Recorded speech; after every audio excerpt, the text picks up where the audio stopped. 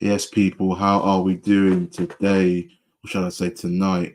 Deadline day, transfer deadline day in England, and that the window shuts, I'm assuming, at midnight. And it's been quite a hectic last few days, really, being a Palace fan. We've been really active, haven't we? Been linked to a load of players, a lot of players going out, some players going out alone, and that, from the academy, who haven't really been getting into the team that much.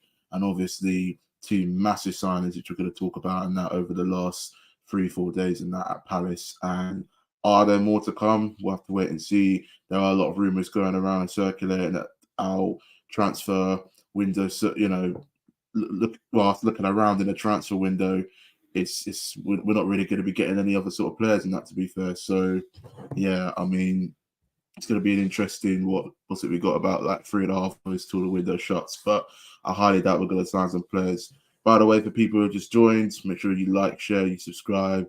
All the links for all my socials, my Snapchat, my Instagram, Twitter, my TikTok, link in the description down below, and that. And I'm going to get straight on with it. Really, go have a look at some of the comments and respond to as many as we can, and that as well. I also did have something to put the link in, but it's not there anymore. For people who want to join, go in the description down below, and just press the link in that, and we'll try and get as many people on as we can. It'll probably be like one at a time, and you can voice your thoughts. But gotta go through some of the comments, and then we're gonna get on to really what we want to talk about today. And that how you doing, mate? Good 402, Caden. Good evening, mate. Good evening, Tommy. And that as well. Who we got on here? Tanta, evening everyone. How we doing too? All good. S33K1. Why buy players if Roy won't use them? That is a good question. That is a very good question. Eagles up the Palace and that as well.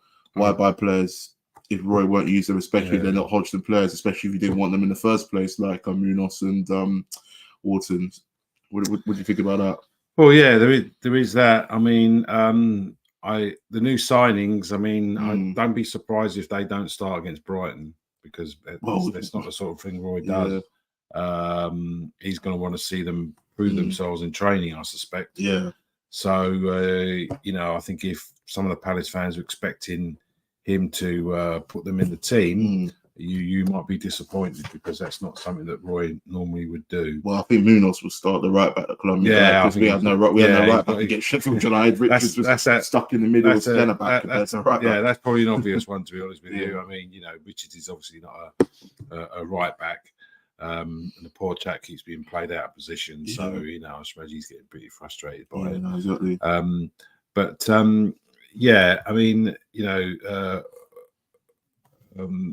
Wharton from Blackburn, potential there. I mean, he's 19.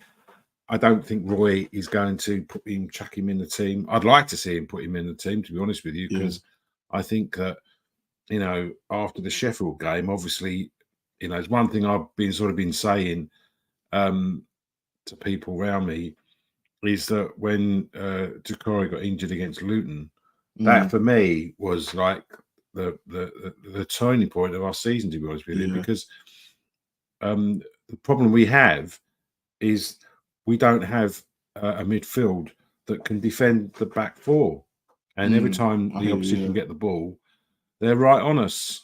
I mean, the first goal, don't they? The first goal against Sheffield United was just a total embarrassment. I mean, I've never known a team to be so switched off and so open when a game starts. I mean, we were just from the get-go, they were right. Yeah. They were on our back four, like I know. So I think it'll be a good signing. I don't know.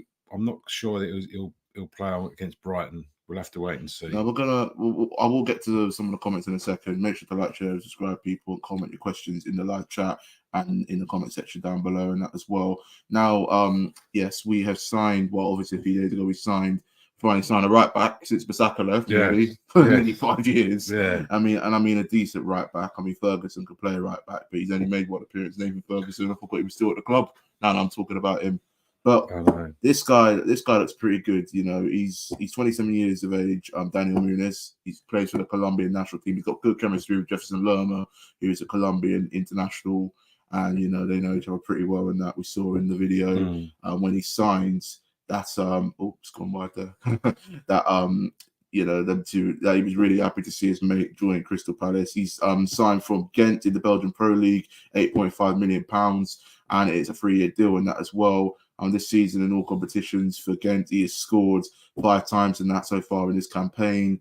And that he's also got the Champions League, Europa League experience, which is really good going forward for us. And that as well, he's made over 130 appearances for Ghent in his 4 or 5 year stay there. And that, he's very versatile. He brings a lot of energy. He's very pacey. He's very techy and that, and defensively looks solid in that as well. He looks clinical going forward. He's a right back that mainly has got a lot of ability too, to be fair, which is what I like to see. Yeah, I mean, we've got to be a bit patient with them in settling into the Premiership, because that's always a huge leap. I mean, coming into the Premiership is, it's the toughest league in the world. It's the toughest league in the world, isn't it?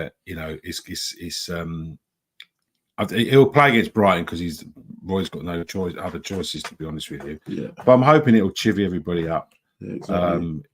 Questions are flying through right now. Let's keep up with them. Shout out Jordan here in that gutted with Cornet, Akpom not coming. Yeah, I mean, actually, for people who don't know, Maxwel Cornet is on the bench tonight for West Ham United. They're taking on Bournemouth. I'm assuming the score is still 1-0 to Bournemouth. West Ham did look poor, but I mean, with Antonio out, with Ben Rama, I mean, I don't know if he's going to Lyon. I think Fornals went to Real Bites in Spain and that as well. They haven't really signed a replacement for Cornet, so hence why it's still in the squads. And it's what it is, really. There's not much we can really do, to be fair. Would have loved him, though. He's such a versatile attacking player, and that, he brings a lot of energy. And, we've seen him do it in the Prem before. He scored some banging goals. He's got a bit of quality about him, and he's that kind of player that would have suited our attack. He's a Palace player. He kind of reminds me of Wilfred Zaha a lot. I know he's Iborian, but he's just got that sparkle and magic about him, man. Gutted we didn't sign him. You're not wrong. We got Caden there. I'm a big Crystal Palace fan. I'm sure you are. Up the Palace, man. Thanks for coming on and that as well here in the comment section. 402 says my granddad went to school with Roy. My granddad. Yeah, well, I said it all, didn't it? Really, if that's true, fair enough. But oh god, that's. I'm sure it's true. I don't know why that's made me laugh. Yeah. But yeah. I think both. Yeah, I think I'm not sure he's on about there. Caden says here Roy needs to go out on it. Well, I think he means he's new players on the next match. I think. Oh, Man United scored a second anyway. That doesn't matter. We're going to talk about Palace. Yeah, he needs. I think he should. We need someone in the midfield. He's good at drawing players in. Yeah, I think that. We'll talk about that in a sec. But yeah, I think Warburton will. He's 19. And Wharton, yeah. Wharton. Oh wait, I can't. Hey, Wharton. Wharton. Is it Wharton? Simple name. Wharton. Yeah, simple. We got to remember he's 19 years old. A lot of money. He's never played in the Premier League. So to throw a 19-year-old into the Premiership against Brighton at Brighton is a tall order. So Roy would like to gently push him into the team. I don't think Roy. I think he'll put him on the bench personally. That definitely will. But the way that our midfield is, I can't think that he's going to be any worse. It's currently there from the defensive perspective. Yeah, exactly. You can play 7 minutes to the end. We'll talk about him in a sec. Richard Greenwood, hope you're doing well, mate. Good evening, everyone. Are we looking to sign a striker tonight? Unfortunately, not. We'll talk more about that, but we'll get onto that towards the end of this live and that on deadline day. That question's pretty much been answered, but shout out Tommy and that as well. Oh god, this is the other question. So did my granddad and that. God, we needed someone to say my great granddad went to bed with him. I mean, yeah, that would that'd be funny. We're not going to get a striker this window. I'll just say that it's not going to get a striker. I don't think we get a striker. However, I'm hoping that Mateta's current form. Now, whilst he's not scoring goals, he's playing well.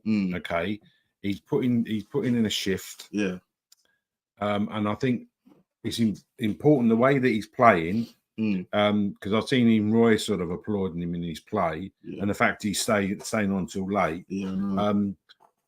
I still think that when he plays up front, say with Edouard, that can work sometimes. But I'm hoping that I don't know whether he's been playing that well because of the January transfer window and he wanted to impress people. I don't know, because I've seen that again. I've seen that before. And when the window closes, they disappear again to the end of the season. So, but we do. This goal scoring thing is still a problem. Make sure the camera, I think. Yeah, it's all good. We're going to talk about and Wharton. Firstly, what a signing. You're literally at the beginning of the window. If you would have told me we signed a player for £22 million, I would look at you and think it's stupid and just laugh at you. You know what I mean? And just call you deluded. But £22 million, a lot of money. The guy looks promising in that as well. From Blackburn, he's come up through the academy now. Yeah, I don't think Parish had an option, to be honest with you, because he hadn't bought anybody. I mean, the mood at Palace would have got. What, you think worse. It's a panic buy? I don't think it's a panic buy. No, I think it's a good buy. One for the future, but, maybe. Well, he's 19, so yeah, he's one for the future. Yeah. But I mean, we had to find a replacement for Decore. Yeah. And the only problem we've got with him is that he's 19, he's inexperienced. But we signed for a 5.5-year deal, and that it's pretty good. So seen some good in him. Yeah, 2 goals and 3 assists this season. Yeah, 43 appearances in that as well since he's been at Blackburn in the first team, and he's come up from youth level from under 18 to under 21 to under 23. Guy's very dynamic in that, and he's the kind of player that's good at drawing players in and opening up opposition. So what I've seen of him, he played against Chelsea in the league couple of beginning of the season. He was one of their best players. He was just so composed, so smooth within his play. He looks very, very deadly towards opposition teams, and that, in my opinion, overall, I'll say that for a fact. So I think we got ourselves a very good player. I mean, let's just keep our fingers crossed. Yeah, hopefully. I'll talk about Maxwel Cornet. Now, we've been calling for a winger. Now, we'll go back towards July, August time when we signed Matthias Ranker. Now, I'm not gonna lie, when he signed, I thought he was a winger, and then I got told by a few people he was a cam, and you can see why he's not really quick enough to be a winger. He's not slow, but he's not really like tricky in that, like Elise, or for example, players like Balassi and Zaha. I think he's still learning in that, and part of me sort of can understand why he's not starting, but at the same time, it's really been given that much of an opportunity in that. But at the same time, we could do with another winger. Maxwel Cornet, he's experienced, he's done it for Burnley. I know he was relegated, but he was their best player when they got relegated a couple of years ago. He never really hit the heights of West Ham, and you could say that's David Moyes' fault because he wasn't giving him enough game time, and he had a few injury problems in that as well. So it's a big miss, but he's on the bench tonight. West Ham, he's only at West Ham because they haven't signed another player to replace him on that wing, so that's understandable. But that's a big loss sort of for us. But it's not really. I thought there's nothing much we could do. But he would have been some player, wouldn't he? Cornet. Yeah, I mean, I know it's a long way off. We've got to focus on this season, but we've also got to keep an eye on next season as well. So, because there are some players that are not going to be with us next season. Exactly. So that's what we've got to look for. It's been I mean, some of the players that have come along, they're not sort of Roy players, and it's so difficult playing in the Premier League, in that you've got to be 100% fit. You've got to be mentally on the ball. You've got to be prepared to run around a lot and do a lot of hard graft, which some players have got the ability, but don't exactly put the shift in for 90 minutes. And then you've got other players that can, might not give you 90 minutes, but they'll win you the game. So it's really difficult trying to, guess or work out whether a player's going to, make it in the Premier League. Yeah. I mean, I look at it really. We were linked to. What's I mentioned the camera a bit, Doug. I look at it really. This morning, it was alleged that Roy never wanted him. Roy rejected him in coming to Palace. Then there was something else saying we were close to getting him for £5 million. And then we were into getting him on loan. He apparently agreed personal terms. He was due to have a medical today. And then last minute, towards the end of the day, over the last couple of hours, he was in the West Ham squad that he wasn't coming to Palace, and because obviously they haven't found a replacement. But he's 27 years of age. I mean, if he wanted to play football regularly, he probably should have gone to Palace. But the fact that West Ham squad depth is quite thin on ice, really, with the injuries they have and that as well.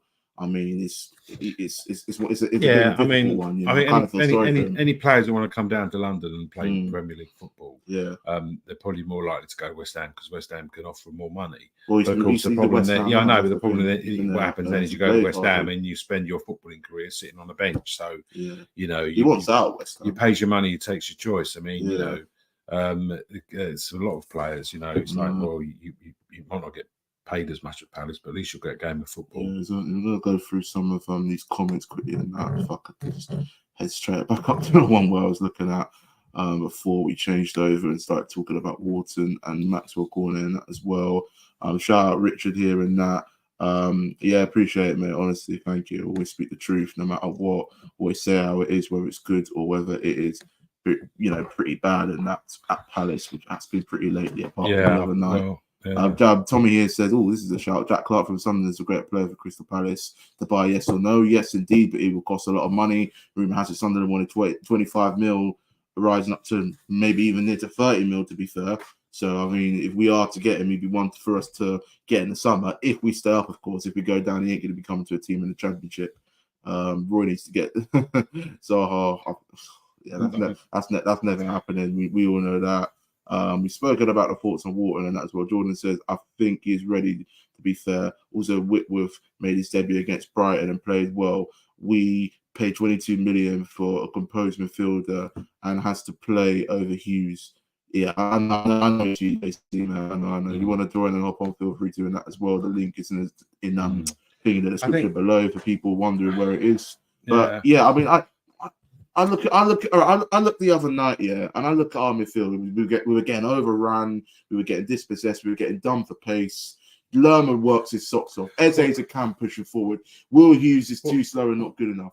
I look at Wharton. He can play as a CDM, a centre mid. He's very versatile. He's got a bit of charisma about him, a bit of energy. So I don't see why he shouldn't start, especially with the money we spent. I mean, I had a sort of a bit of a different opinion from a lot of people from the Sheffield game. So, you know, I think Roy will be going. You know, he's got to be going at the end of the season. To be honest with you, well, we don't. Sometimes he's in a bit of a dilemma. So you know, he plays. We played Brentford, and Elise stays on the pitch and gets injured. Okay, even though the physio's now told him he needs to substitute him, and Roy decided not to. Left him on the pitch, he gets injured, so he gets a load of criticism for that. Fair enough. And then he comes back from injury, and he's still, I think, getting fully fit. And against Sheffield United, he's thinking, well, I've scored the goal. We're 3-2 up. He probably felt his injury a little bit, and he's thinking, I'm going to make sure Roy brings me off, so I'm going to go down and sit down injured. Or I can't remember. I can't remember Eze did it first because Eze did the same thing, and I think both of them.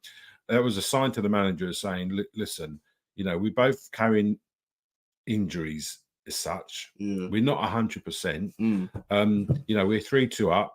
You know, you're going to have to manage the last 20 minutes without us. We've done our bit. We've won you the game. Exactly. And we got enough in this squad. And, you know, we won the game. I mean, you know, I know Sheffield United hit the bar and stuff. But you've got to, you know, you sort of got to give credit where it's due in that respect. And you've got to understand that, you know, Roy and the coaching staff know stuff that obviously we don't when it comes to players and the team or the rest of it. So you can't criticise the substitutions. What can he do? No, but the Schlupp one was a bit. But that's the only thing. Yeah, I mean, I think what it is that we look, we do all that, and you know, and then the guy that comes on is Schlupp. It's like, you know, that's an indication that you're sitting back against the side bottom of the table. If you would have brought Amado and Franco on, I reckon we would have gone for a bit more. But we were sat too deep, and we could have easily. I know. If that was any other team, walking away with. You can't. I'm just saying it how it is. You can't. You can't. It's apples and oranges. Look, if we were playing somebody like Wolves last night or Villa, we wouldn't have set up like that. It would have been a different setup. But Roy's looked at that thinking, Sheffield United, I think we can have a go. He's looked at it and thinking, I think, if I'm going to, people keep criticising me for being negative. I'm going to be a bit positive today. And that's what he's done. He's gone in there. No, he was positive. Yeah, but the other fault we've lost on defence. Yeah. So that was the trade-off. Yeah. So you can't criticise Roy for being too defensive. I know, but it's just the Schlups that made me annoyed. It's like he's been rubbish all season. He's been terrible. The Ozo one was good, but Schlupp coming in, guy should be out the bloody club. How you doing, Jordan, mate? How you doing? Hello, mate. You okay? Yeah. I'm good. You? What are your thoughts? Yeah, I'm doing well. Sorry. What are your thoughts on the current situation with Crystal Palace, the players who signed at Wharton and Munoz and that as well, and us obviously failing to sign the likes of Cornet and a few other players and that? What do you make of our January window? What do you sort of rate of it?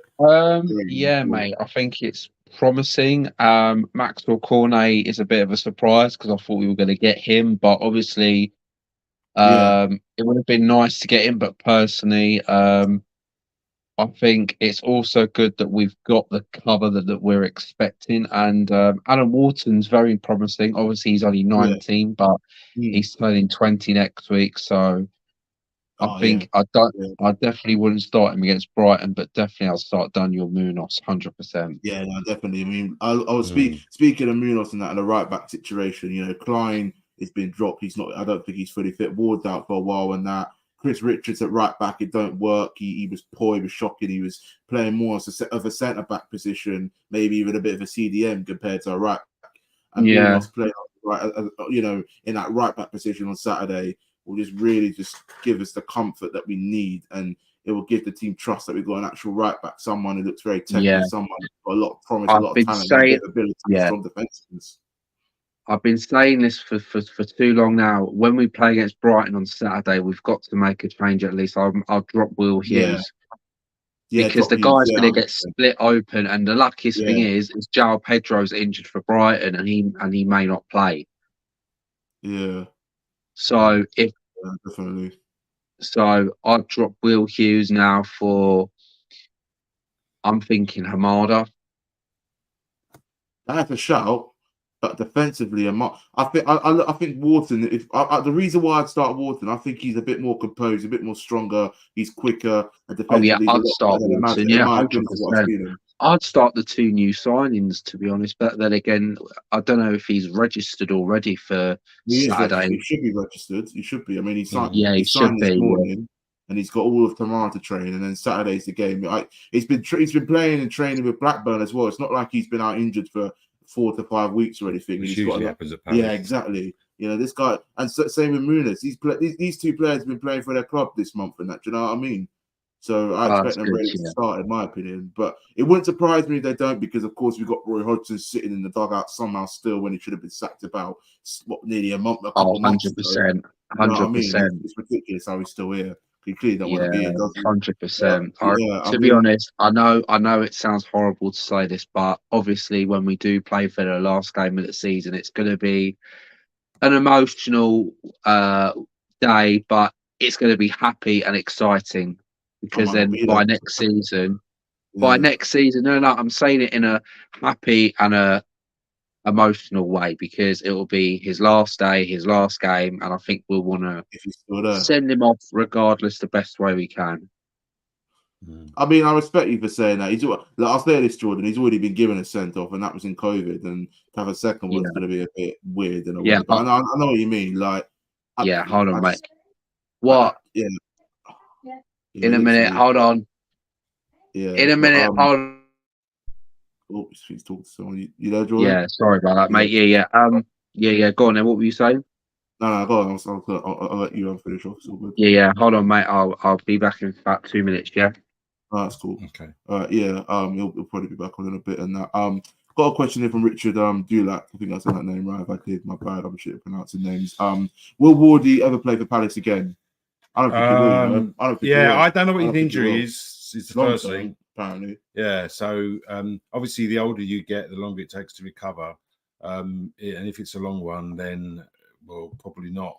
Yeah. I'm just hoping that they give him some sort of testimonial anyway. I don't, because I felt the way that Wilf left, he got injured and he sort of And that was it, really. We never gave Wilf the send off that we should have done. To be We honest did with give you. him that painting outside Cellar. Yeah, I know, but I mean, you know, we never really gave him a send off, to be honest with you. Yeah.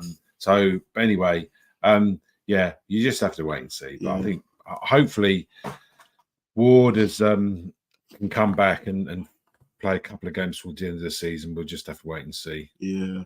Teddy Conrad, are you guys going to Brighton? What's your prediction? Yeah. We're not going to talk about lineups.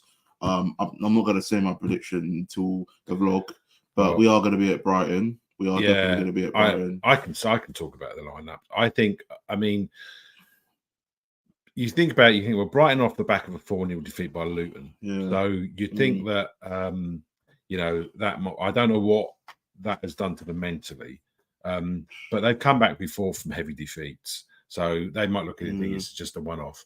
I think Roy will try and play it quite tight. And then I wouldn't want to park. I wouldn't park the bus against. I don't think he'll park the bus, but I think he'll play it quite tight, hold and make sure we don't concede an early goal. Yeah. Just to let you know, for people who want to hop on and join and voice your thoughts and opinions on what's been going on in our transfer window this month and that, what's been going on and off the pitch, you know, talk about the board, talk about Roy, whether you're Roy in or out, whether you rate our window 1 out of 10, 10 out of 10. I highly doubt that. 5 out of 10. You know, there is a link in the description down below to join the call and call in and that. And have you say and that, I'm just gonna put Jordan back on quickly and that as well.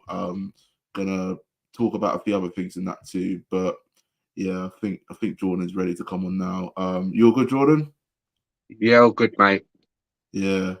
So I just want to ask you, what do you sort of rate this window overall? Because at the beginning I would have given it a 0.5 out of 10, but have the board redeemed themselves, or is it a bit of a disappointment and a failure? I think it's a bit of both, really. I think because, look, the fans have been wanting a striker, a right back, and a midfield. But I think in the sense of the way they've gone about it, I think they've redeemed themselves a little bit. So I think we should give a little bit of credit to Parish and Ducky, but what they should have done in long time ago, why didn't we buy a striker and a midfielder and a right back? Like, it's ridiculous. You know. Yeah, I mean they should have seen this coming. I think the problem with Crystal Palace is because of the finances. They sort of living on a shoestring, and then you know, we all said at the beginning of the season our squad isn't deep enough, and of course when Decore got injured and that was it, I was like, well, who's going to come in and replace him? We had nobody, you know. So that's the problem that we have, and you know, we just have to take a reality check. I'm afraid, you know, we don't have a pot full of money. Yeah, and I understand Parish doesn't want to go into the financial fair play and administration again, and we all understand that. And you know, it's I understand. Other than that, but I think it's good that we've actually redeemed ourselves and signed 2 players. Yeah. I mean, I think 2 not bad players for a January transfer window. Yeah. I mean, we just sort of wait and see. I mean, ideally, I think ultimately we got to sort out this the centre forward bit. But I mean, Mateta, I mean, you know, I've been quite impressed with how he's been playing. I just hope he keeps it up. I hope he keeps, because he's done a goal. He deserves a goal. He deserves a goal. He's done this before. Where he played bad and then he plays really well. And you're thinking, he's got a bit of something about him. What they've got to make sure with Mateta as well is don't play up to his head to head, because he can't head the ball. Exactly. He may be 6'5", but he can't head the ball. Play it to his feet or play it to his chest or something. So he's got the strength to hold. Exactly. He's got the strength, you know, and he's body built as well. You know, he's body built, and if he plays up against Brighton and he goes up against Lewis Dunk, he'll muscle him out. Yeah. The only thing I would say with when Brighton came to us, where Lewis Dunk was concerned, one thing Mateta didn't do. Okay. Yeah. Lewis Dunk was good at marking him when he's attacking. Yeah. When exactly. Mateta has got to sit on him. So when Palace haven't got easily, Mateta just should sit on Lewis Dunk's backside, and that's what the one thing he should do. Because all the play was coming through Lewis Dunk. Yeah. Every time they came forward, it started with a rollout to Lewis Dunk, and then he was spreading the ball. Can I say something quickly? Now, speaking of striker, that's someone asked me a question, one of my mates, about Edouard. Now, he's staying at Palace, obviously, but would you sell him in the summer? God, what do you make of him? Because I know he's been out injured for the last few weeks, and he's come back. He doesn't look fit. I saw him the other night when he came on, and he was absolutely trash. I thought he was embarrassing. He looked completely off it. He just wasn't tracking back at all. I've been giving him another season. If he doesn't do well, then I'll look to sell him in the summer. 100%. He's our top scorer, isn't he, somehow? Mateta. The thing with Mateta is he's one good aspect is, in around that 6-yard box. If you put a cross in, and he can get his hand, he can get on the end of it. But other than that, his other play is not great. But if you give him the right ball in the box, and the other thing as well, of course, I don't think he trains hard enough. Mateta trains better than Edouard. Edouard doesn't train. That's probably why he's taking a bit of time coming back. I think Palace really need a striker that's going to score us at least 15, 20 goals. When was the last time we had that?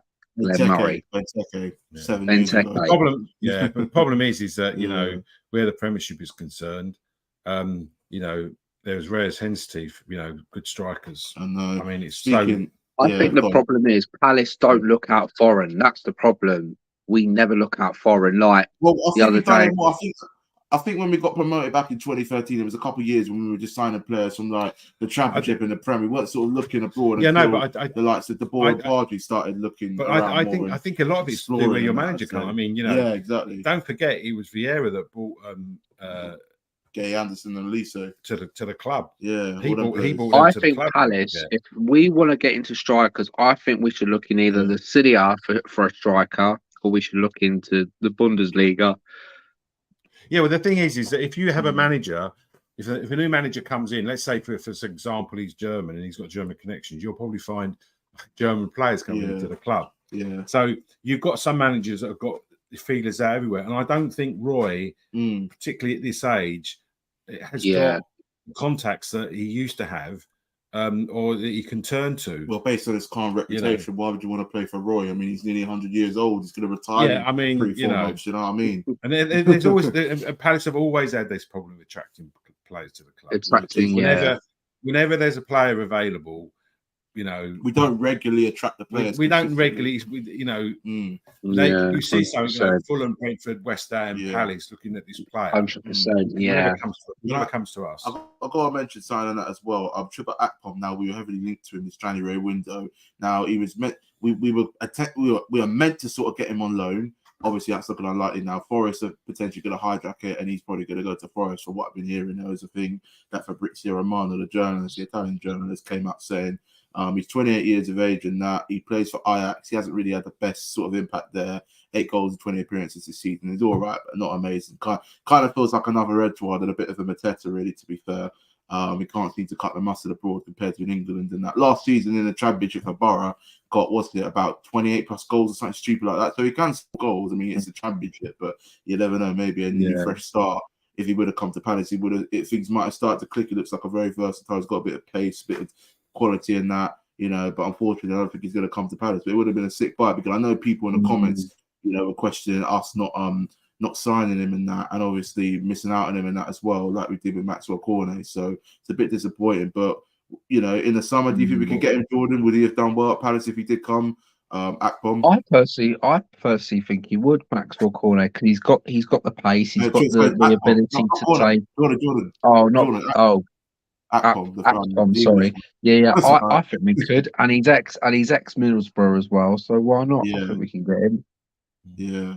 Well, in the summer, I don't think it's going to happen now. Unfortunately, the other thing as well we've obviously got to talk about is, our youngsters.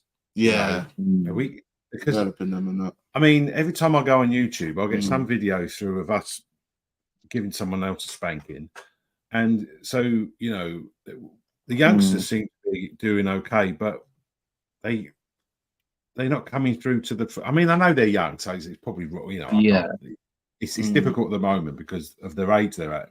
In 2 years' time, perhaps you know, there'll be an age when they can come through. So yeah, developing that. You know, I don't know what Palace's policy is with regard to, because it seems like we have these players in, they come in and they play a few games, and then they go out on loan somewhere, and then we never see them again. But I know it's like Wimbledon. They've got young up and coming strikers, and they've just sold their best up striker to Ipswich Town. Like, what's that all about? It's brilliant. Well, yeah, that's crazy stuff. That is, honestly. And I did because my main criticism sometimes of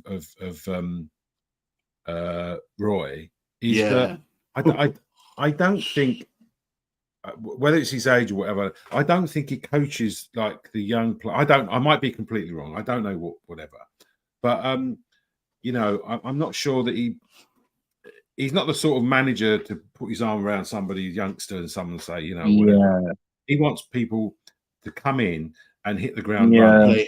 He doesn't have to do too much hard work. So he wants a player to say, right, I want you to do exactly this, a bit like a James. That's what I want you to do. And go and do it. And you go on the pitch and you just do exactly what you're told to do. And I don't know whether, you know, we got these players. The players are obviously getting coached, but I mean, you know, I think with Roy, he's very old school, and I think we've known that throughout the whole years he's been in his old management career. Been managing nearly 50 years. The way things have gone at Crystal Palace, to be honest with you, is typical of the way Roy has actually been through his old career at clubs. He comes in, does a great job, and then I don't think he rarely stays at a club probably more than 2 years. He was at Palace's first spell for almost 4 years. This time it's a year and a half basically. Yeah. You know, he's been for a long time. The thing I'll always say, we've got to always remember this. You know, you've got to always remember this. This guy has saved us twice. Okay, now you might hate him, you might want him out, etc. Exactly. You've always got to remember that. Okay, you're not wrong. He saved going down twice, so you've got to give him the respect. To be honest with you, 100%. And I do get a bit tired of people just tearing into him for the sake of. And I don't, you know. Yeah, I think when he went first time, I eventually, I agreed with it. He got to a point where he had to go. Stale the football. And then I must admit, I thought when he came back, I thought, well, no, I wasn't sure about it. I'll be honest with you. So, I didn't. I thought, oh no, I wasn't sure about it. I mean, you know, but he kept us up. I mean, some people say we had some easy games and whatever. But I'll ask you this quickly, just not to talk about it for too long. But if we would have kept Vieira and not brought Roy, do you think we would have gone down? No, we would have gone down. You think we would have gone down? Yeah. Oh yeah. I think Vieira had lost the dressing room. Oh yeah, he has. I think that affected Paul Eze as well, 100%. I'll ask you like this, before we move on to a few other things we want to talk about regarding the transfer window, and plus some comments we got to go through in that as well. If we did sack Roy, okay, this is going to sound, I don't want to sort of overthinking that, but if things don't go well on Saturday and then we got Chelsea next and Everton, you could be looking at 3 losses in a row. You know, if that did happen, obviously Roy would definitely get the sack. Who would you replace him with right now? And there are options that are out there.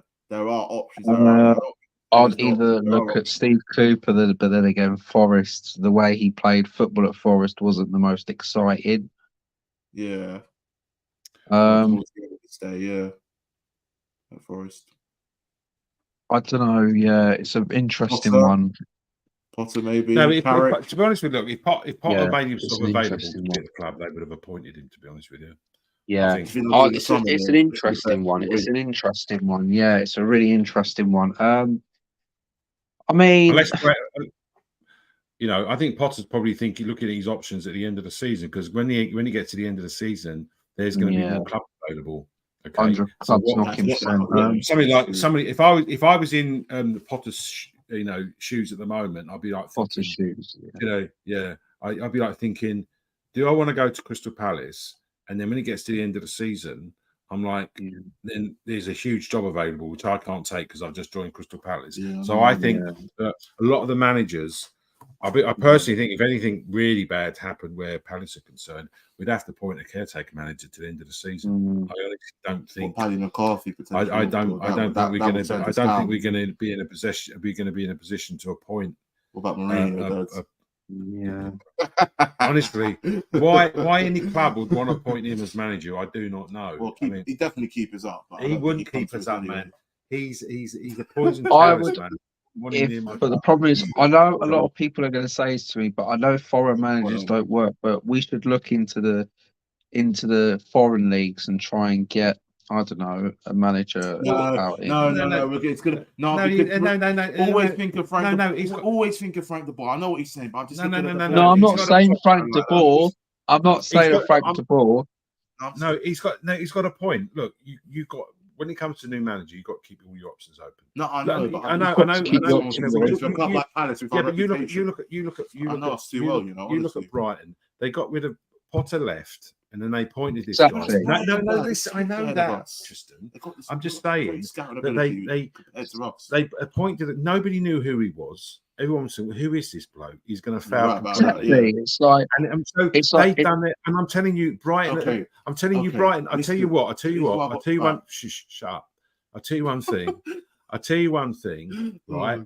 Where the Brighton manager's concerned, okay. There's every chance, for instance, he might leave at the end of the season and go to a bigger club. That might be already agreed with something. But I bet you any money you want, the Brighton chairman has already got somebody in because they're 10 steps ahead. I know, but that's where 10 steps backwards when we're doing this stuff. That's where we should be. And it doesn't matter. It doesn't matter where he's English, Japanese, or whatever.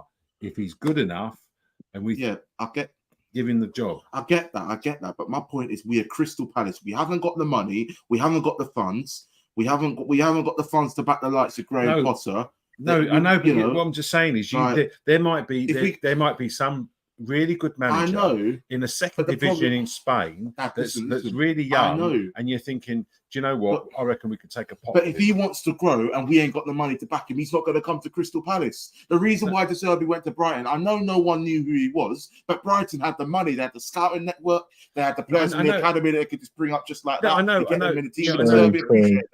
With a manager, let's say we got a manager from Brazil, I don't know, Japan or flipping Spain. No, or something. But what I'm just saying, we haven't got the money to develop and grow the team and the club. He ain't gonna come. There is some truth in that. But what I'm just saying is that that's the reality of Palace. There's some managers there might have the opportunity to manage a Premiership club. Okay, if you do well, then you know. You're doing we just need the money. We just need a new investment. We just need to sack the boards. Well, one of my mates who's a Chelsea fan, when we done that banner against Arsenal, right, he said to me, what our fans done was wrong. We were not supposed to put the banner up. What does he know about for Roy? Yeah, but he said it's not Roy's fault. It's Parish and the board. Well, exactly. It was directed towards Parish. It wasn't sort of directed towards Roy. What do you mean, the banner at Arsenal? The banner that was the banner at Arsenal. Right, it was directed towards Parish. He said your fans should have never put that banner up for Roy. He said it should be for the board. What do you mean the banner against when we played Arsenal? The banner at Arsenal. Yeah. He said the board. He said Parish should go. He should leave. Yeah, but I know. But the banner wasn't directed at Roy. I mean, not at Roy. No. I mean, you know, from what I saw of it, you know, the thing was basically directed at the football club. To be honest with you, you know, so, but you know, people, because the other thing as well, we've noted as well is that, you know, the amount of arguing and fighting going on amongst Crystal Palace. Oh yeah, do you know what happened at Arsenal last week? Or like 10, 12 days ago. I saw that. Yeah. We went to the Luton game, and then we were coming out, and there was two fans fighting. Two Palace fans were fighting each other, and the police had to break them up. Well, because they were coming out. One made a comment about Parish. The other guy said something to him about it. They then had an argument, and then they started fighting. So it was the Parish Brigade versus the Parish Brigade. The police had to pull them apart. And then when we was at Arsenal, there was an old guy turned around to the guy behind him, and they started arguing. And you know, so. Chef and that as well. The thing is that what's been going on. What people, you know, we've all got our opinions and all the rest of it. Yeah, okay? exactly. When the team's playing, okay, when I go to Palace, I'm supporting the.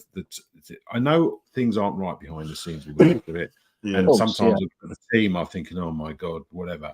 But, as soon as they start playing, I'm supporting the club. Now, Well, yeah, obviously, I mean, yeah. when you go 1-0 down after 20 seconds, it don't help. But I mean, I don't, you can voice your opinions and stuff, I think, if it's going particularly towards the end of the game and stuff. But you predominantly go but to, us as a I don't fan go base, to have a fight, you know what I mean? us as a fan base, we go to games, but we do not know what's going on inside the club 24/7. No, I know. And I think the other thing was right. Well, you made a comment earlier about the Premier League rules in Paris, and he doesn't want to make the transfer rules. But which is obviously that would be disastrous for Crystal Palace. I mean, I think Everton will survive the 10-point and Forest as well. But I think if Palace got a 10-point deduction, that would really crush us. That will finish us. But I don't think Parish is what's the word? He's not silly to do that. No, I mean, in some aspects, you're right. The only thing I would say to that is that again, I always go hark back to the days because people of my age have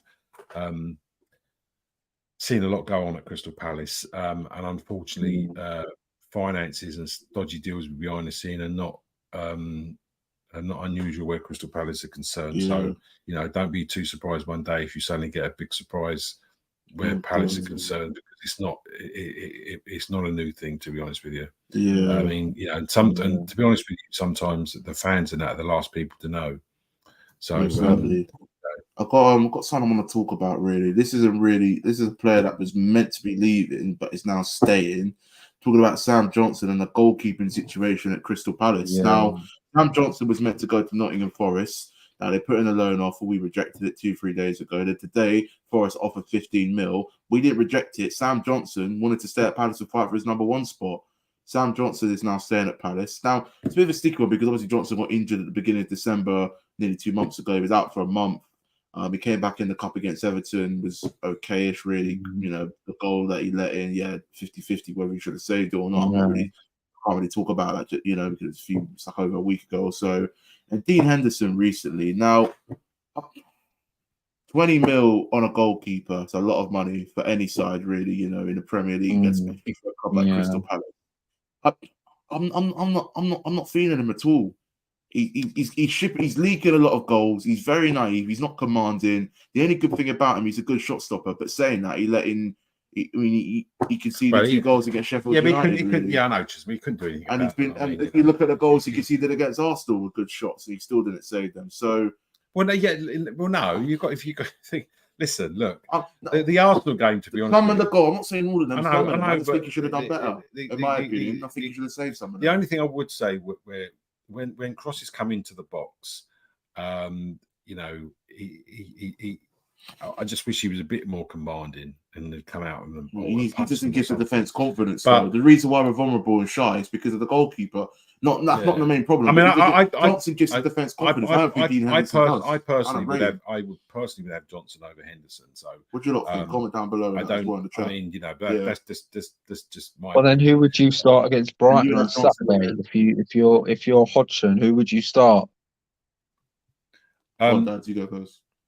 Well, I would start Johnson personally. Same here. I'd start Johnson. Big Henderson's, I think he'll stick with Henderson.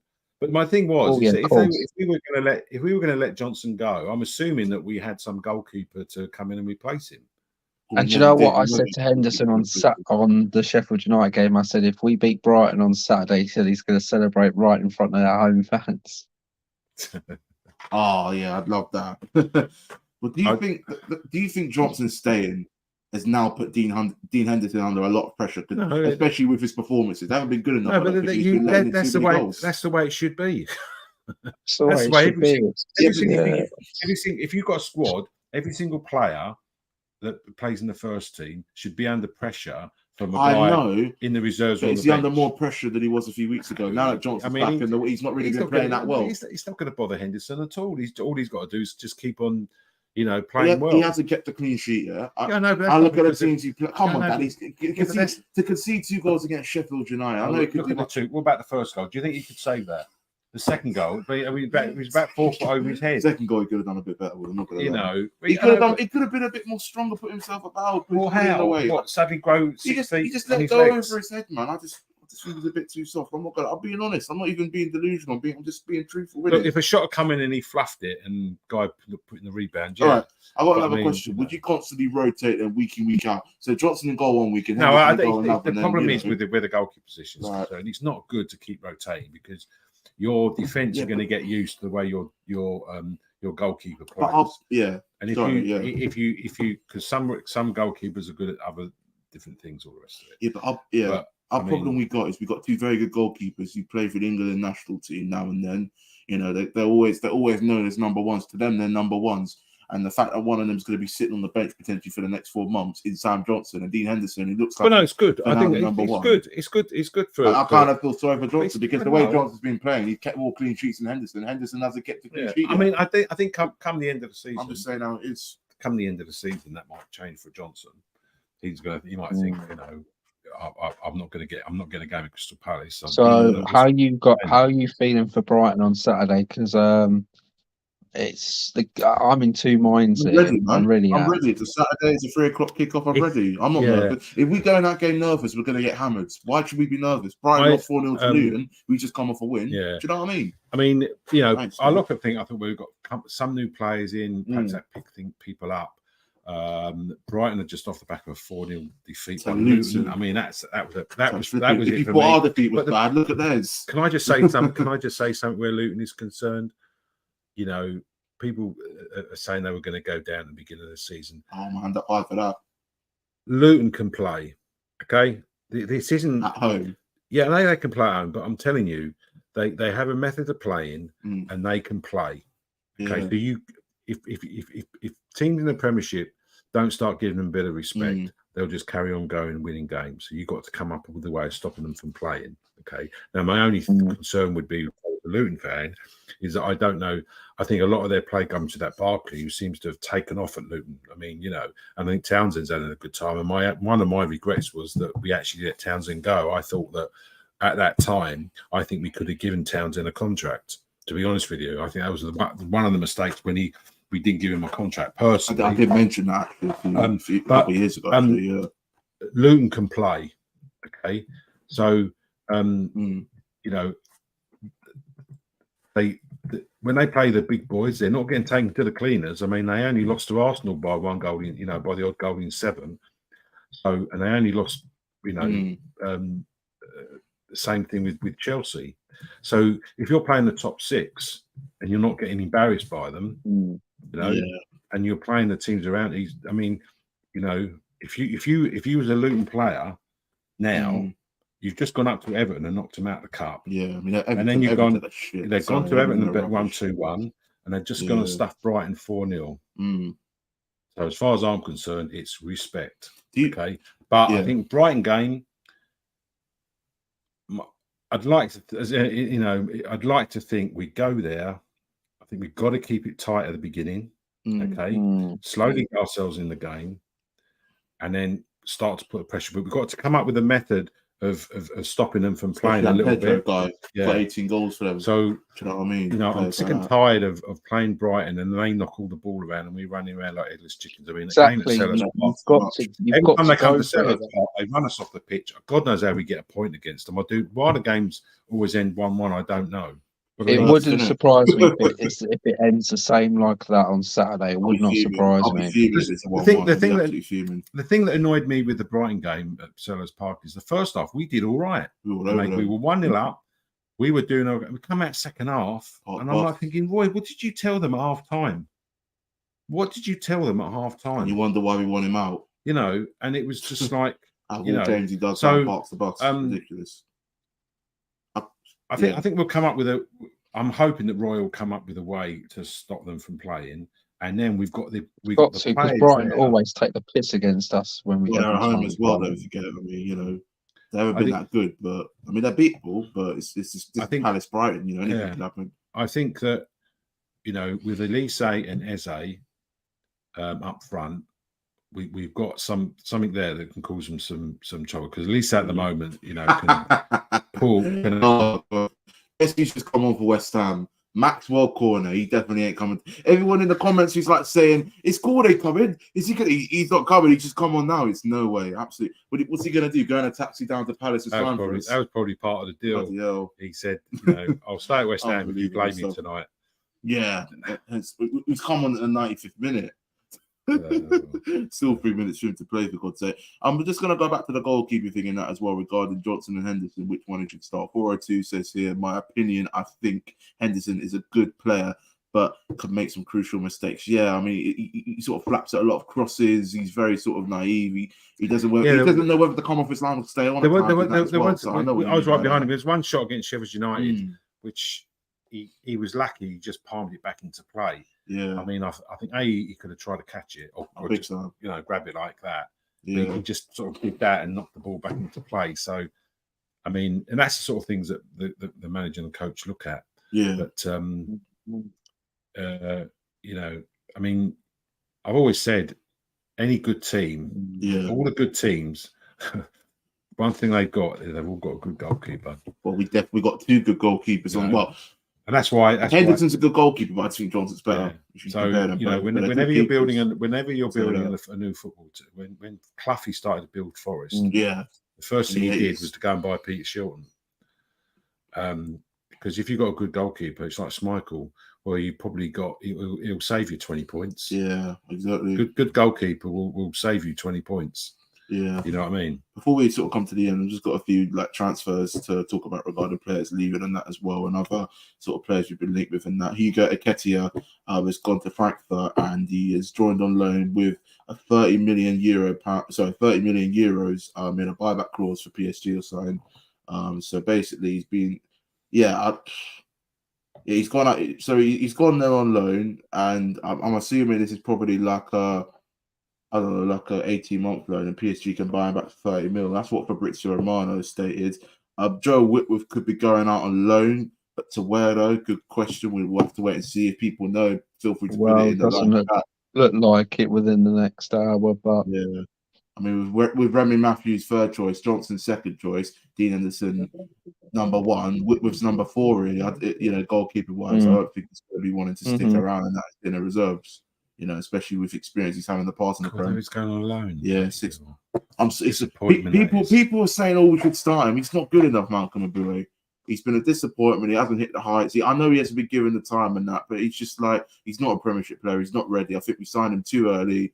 We should have learned him out when we bought him rather than getting him. I think you should have stayed in at least a Championship, probably. Or exactly.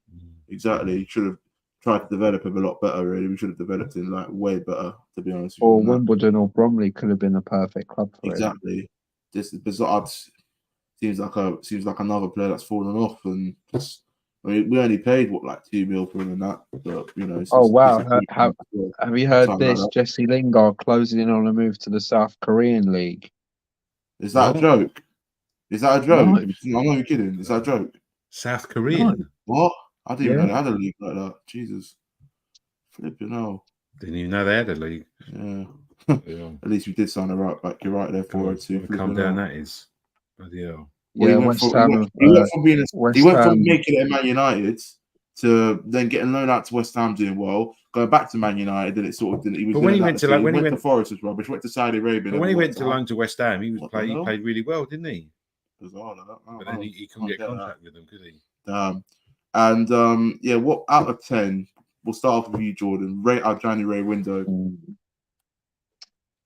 I'm going to give it a 5. I respect that. Yeah. Why would you give it a 5? Why a 5?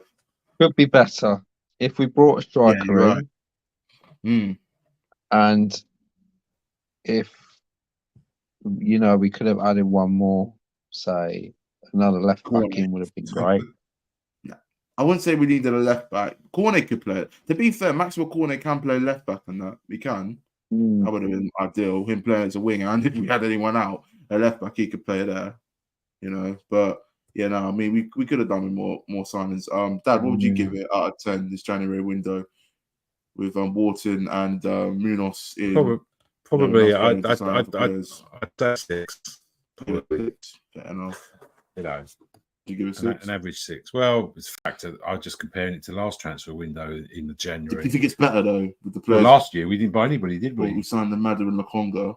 In the We transfer. saw it. We knew who Lakonga was, but we didn't know anything about Amada. Yeah. But we know a bit about these two. They've got experience in been that. given a run out, have they? As usual. I know, but you know, that's the problem. That when you you know, the players that were brought in, Roy didn't fancy them.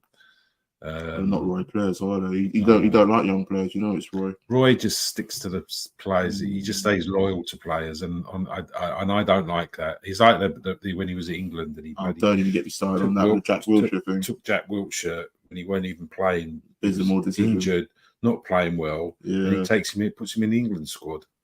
I mean, you know, honestly. So I'm not really one of these ones where you play people that are loyal. To be honest with you, I'm gonna go with Jordan there. I'm gonna give it 5 as well.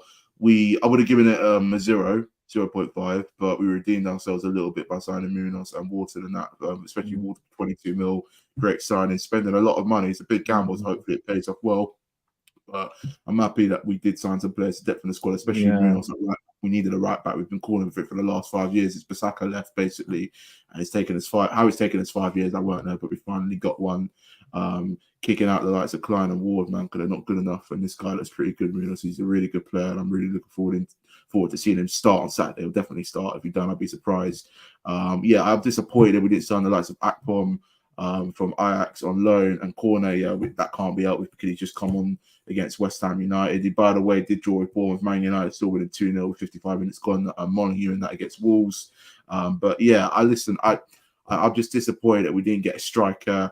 And we could have done with a winger in that being Maxwel Cornet, but we can't. 100%, man, we weren't ruthless at the beginning compared to how we are now, and that's what really does my head in that. To be fair, so it's typical Palace, really, isn't it? Do you know what I mean? Because the other thing as well is that, you know, it's a 5 out of 10 for me. We haven't got any cover for the centre halves. We do have cover. We've got James Tompkins and Rob Holding. Rob Holding's out for another 2 months. Rob one appearance. Tompkins is like Richards can play centre back. Ozo can as well, apparently. But I mean, we've been lucky with injuries to go in the centre half, so if they haven't jinxed it, it can be, you know. But are you? Obviously, you guys are down there. Obviously, it'll be my first time down at the Amex as well for a derby day as well. Yeah. How are you getting down there? Club coach. Oh right, okay. You'll be okay then. Yeah, you'll be all right. We'll get in the train with the. We're going on the train. Yeah. Last time we went down, it was an evening game, and at least it's Saturday. They pulled in a train for all the Palace fans to go home instead of going into Brighton. And of course, it was Are you guys wearing any Palace stuff on? No, down? I'm not. I'm 50-50. I wouldn't. No, I'm 50-50. I wouldn't. Honestly, I wouldn't. I'm not. I wouldn't. The hassle, you know. I'm not. I don't want to get into any trouble. I'm 50-50. Exactly. Keep your colours hidden. That's it. I'm 50-50. I might do that. Well, the thing is, you go down to Brighton, and what they look at is if you're not wearing a Brighton shirt, you must be a Palace fan. Yeah, exactly, and that's what they should do. The exact same thing when they come down. Don't wear. The only thing I'm a bit concerned about is the fact that this is 3 o'clock on a Saturday afternoon. Exactly. And there are some Palace fans, I reckon, are going to get down to. Like what happened when the first time we played them on the Prem. You know, if it's an evening game or like, you know, a 12:30 kickoff is not too bad, but I think a 3 o'clock kickoff. Can I ask you this? This might annoy people. Do you think they should have put it to a Monday night or something, or like an earlier kickoff on a Saturday? This match rather than 3 p.m. What do you think? No, they. I'm just saying, like, I'm surprised that the police haven't said anything. But they haven't come out and said what, you know. But I think you know the reason why they've done this. I know the reason why they've done this. They had a Saturday 3 o'clock p.m. kickoff before because of the train strikes. They had a 3 p.m. kickoff arranged before, so they've done it for this season for a change. Yeah, thank God they've done it. Because they've always put it on a Monday night or a Friday night, so they've said, why not? Let's do it for 3 p.m. for the first time and see how it plans out. Yeah. So how many coaches they taken down to Brighton? Do you know? 3. Okay. 3 coaches, and there's 10 stewards going down to Brighton. Oh, right, yeah. I wonder if we sold out our allocation. Must have done. Yeah. Yeah. I was very lucky because actually I got my tickets just in time. I was due to get them Tuesday, but I said to one of my mates, due to work commitments, I can't get it on that certain date because they would have all gone by then. So I went on the Saturday and he said to me, "Oh, don't worry, so I can do for you straight away." I just want to ask, what's our allocation for Brighton away? Because when they came to, I think the Amex they hold about 3,000, 3,300. 3,000, bloody hell, that's fair enough. Because they always restrict our allocation. It's always like about 2,000 rather than 3,000 or something. Like they always sort of restrict it because it's obviously a bit of that's odd because I think more when Brighton comes to us, they never do that. But with us, they always restrict it, which I find bizarre. I don't know if people know that, but it's just something that I was looking at the other day. Really, on all I'm sort of like a little bit optimistic, which is unusual for me. Yeah. But I'm not scared of them, lot. I mean, if they lose 4-0 to Luton, we're more than capable of going there and getting them. We've done it before. Because last season when we went there, for the first 10 minutes, we was all over them. And I thought, blimey, Palace have actually and then we did the found out Palace to play thing. football. When Crystal Palace went 1-0 down, and that was it. Game over. It was dead. And then the players got booed off the pitch. And they were all a bit surprised, the players. When the game finished, they all came over to us. But then saying that after the game, what I've been told is that they let the Palace fans go first to the coaches and the train station. Yeah. And then the Brighton fans have to wait back, and then they let the Brighton fans out afterwards. Can I interfere? Sorry, I'm just being. This is from what I've seen and from what people have told me and what I've experienced. They let the fans go on. The Palace fans who come down via on a coach or if they have a car parked outside the Amex in the car park, which is right next to the away section, they let them go through. However, if you're getting the train, you got to wait about an hour afterwards. Unless you say you're getting a car or the coach, you can sneak through. You might be able to get to the station. Yeah, because we didn't get the COVID train. We went back into Brighton and got the train. Respect. Because I think what they're going to do is now. I think they're going to let the Palace fans go all out first, and then afterwards they'll let the Brighton go. Oh, that'll be good. Well, and if we beat them as well, that's even better. They will normally put a train at the station and take them away home.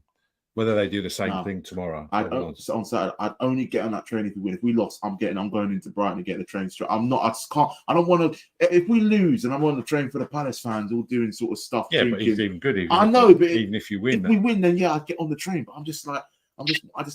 You know, when you get hammered, but when you lose to Brighton, especially the Amex, I just need my face. If we win, I'd love to go back into Brighton with my shirt. And I dare you to do that. Do that. No. Well, yeah, I know, but I'm an old so-and-so. They're not going to touch me, are they? You know what I mean? Oh god, some more. Just go in the Wetherspoons in Brighton. I love that Wetherspoons in Brighton, right by the seaside. It's a shame. I've actually never been to the Wetherspoons. Yeah, but actually, wait. I don't drink no more, so I wouldn't be able to get alcohol. I'm sober, people. I'm joking. No, but saying that, there's another nice place outside of Brighton. I don't know if you've heard of Peacehaven. I've heard of it. I've heard of it. I think Peacehaven's 20 minutes away from Brighton. It's actually a nicer part. Ooh, yeah, I've been Brighton a few times. It's nice. Brighton got a nice part. No, I mean, like I say, the only nice part about Brighton is the food and the entertainment. But the only thing I don't like is what is the other bit. Yeah, and we all know what that is. I know. Interesting comment here from FJSO108, whatever the hell that name is. So this is some guy saying, I don't think we signed anyone. I don't think we would have signed anyone. I think what he's trying to say, if the Homesdale fanatics didn't hold up that banner, it clearly rattled the owners. Do you think that's true? No, do you think? No, I'm just. It wouldn't surprise me. No, no. If the fanatics wouldn't have done that, do you think they would have signed Wharton and Munoz and potentially got on the likes of Cornet? Because we're close to getting him. If they wouldn't have held the banner up. You don't know. No, yes, honestly. Don't know. But to be honest with you, I thought the banner was just expressing the way a lot of Palace fans felt. So, you know, if you're a football club and you can't listen to your fans, then you've got a problem. So exactly. Going out and signing players because no, I don't. I'm just saying. I think we have. In my opinion, I think we sort of have. I'm not saying that at all. I'm not saying that at all. We don't know. Yeah. We don't know is the answer. You'll never know the answer to that question. What do you think, Jordan? Of course. Jordan, what do you think? Do you think that banner, made the owners spend more, or if they wouldn't have put the banner up, they wouldn't have spent any money this window? Be honest, because we've done it I quite late. personally think it sent out a statement to the owners personally, and I think it now goes to show it comes as a shock to them personally. So I think now they should realise what's happened personally. Yeah. Munoz definitely's got to start on Oh Saturday. yeah, Munoz will start. Yeah. 100%. So yes, people, we're gonna end it off now. It's getting quite late. I don't want to wake the whole neighbourhood up and that as well. But love to all the Palace fans and people who've come on to watch, voice their opinions out in the live chat and that. Shout out to you, Jordan, and that as well. Thanks for coming on, Dads. Thanks for hopping on and that too. Come on, you Palace. Thanks for everybody for on Saturday. Watching you too, buddy. And let's see. Hope that smash the scum on Saturday. Let's hope. You know what? It's been a very, very long time since we've beaten them down at the Amex. Exactly. But I really hope it's our time. I really hope. I hope so as well. If we were in there, what a journey home that's going to be. Yeah, please. It'd be lovely. The only reason why I'm confident is on a Saturday. It's not in the evening when we're all tired and that. I mean, the players are all tired, I should say. We're definitely. And actually saying that, TalkSport fancy us to win on Saturday. Oh, I'm liking that, especially with the players we've got, the new ones. Michael Elise, goal and an assist as well. Yeah, we're due to get something. And Elise and Eze aren't injured, by the way. They're all good. Roy came out and confirmed it, whatever. So, saying that, he did say Elise's okay, but he's more concerned about Eze. But hopefully, we should all know by Friday. Yeah, we'll tell on Saturday. I think. Someone just asked a question. I think Ozzo's going to play. I don't think Richards will probably be on the bench. Yeah, Richards starting. Richards has been terrible recently. It's not fair on him though. He's not playing. Well, he's not a right back. He's a centre back. He can't get in again. Playing all over the place. You can't really. What can you say? Really, you can't even have an opinion about him because it's not really fair on him. To be honest with you. But anyways, people, like, share, subscribe. Catch you lot Saturday for the vlog. Can't wait. Hopefully we win. If we lose, Roy's got to go. But you've got to be positive. Got to get behind the team and hopefully win. So see you lot in a bit here. Take care.